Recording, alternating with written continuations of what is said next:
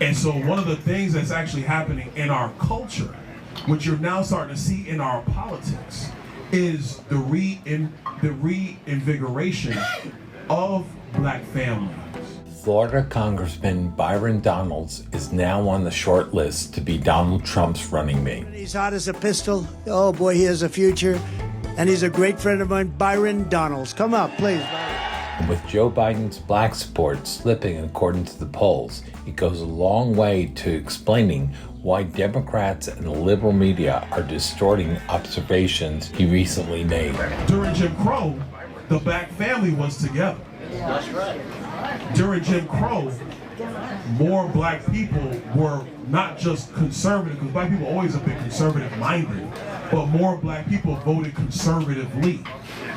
And then HEW, Lyndon Johnson, and then you go down that road, and now we are where we are. Mr. Donalds was saying that LBJ's Great Society destroyed the black family, but not according to the Biden-Harris campaign. A lot of people are offended that you would repeat Jim Crow 3 times, as if to suggest that was a time period to be nostalgic for. Came their response on X, although they did include Mr. Donalds' response. I didn't say that. I didn't even insinuate that. But then they wrote, He did, in fact, say that. In reality, he didn't say or suggest anything of the kind.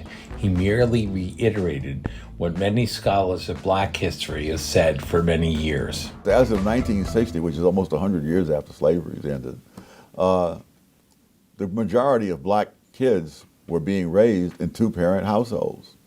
But within one generation after the welfare state, that had dropped down to a minority. So that the majority of black kids today are raised in 1-parent households. Sadly, rather than discuss the issues surrounding why the black family was more intact during Jim Crow, critics pretend Mr. Donalds was saying black families were more intact because of Jim Crow.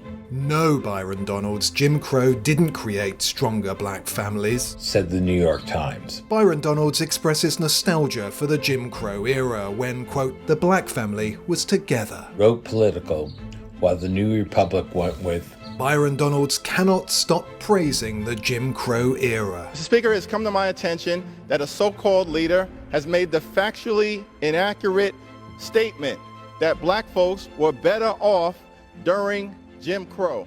To be clear, at no point did Mr. Donalds say that black people were better off during Jim Crow, as Mr. Jeffries put it.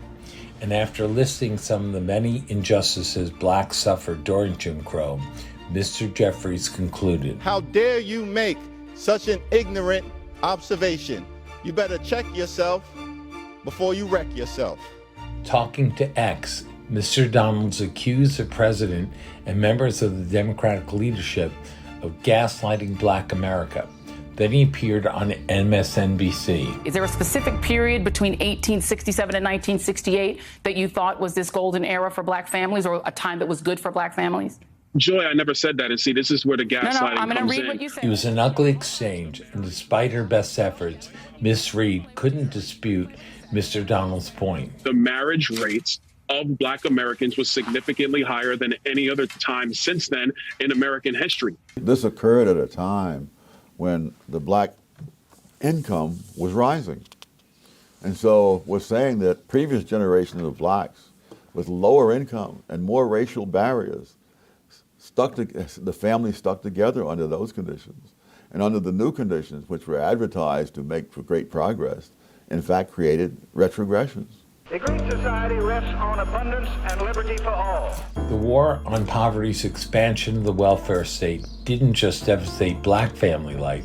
America's white working class suffered too. It included the collapse of family and marriage, increased dependency on government, and young male alienation from work. It is not a government problem.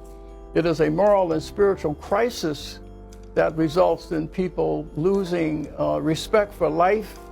When you lose respect for life, you will take your own or someone else's. That's why the suicide rate is highest among upper income whites, and homicide is the leading cause of deaths of children. So it's a lack of meaning and content that's missing.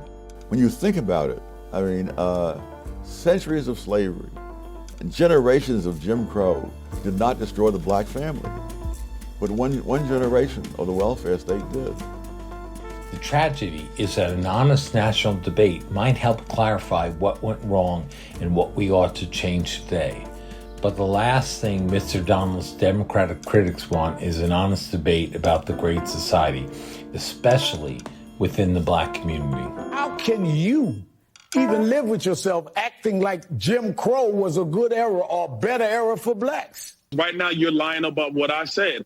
I was talking about black family. And I think many people who were gung-ho for the idea that this was going to be progress simply cannot bring themselves to look at the evidence and say, my God, we made things worse.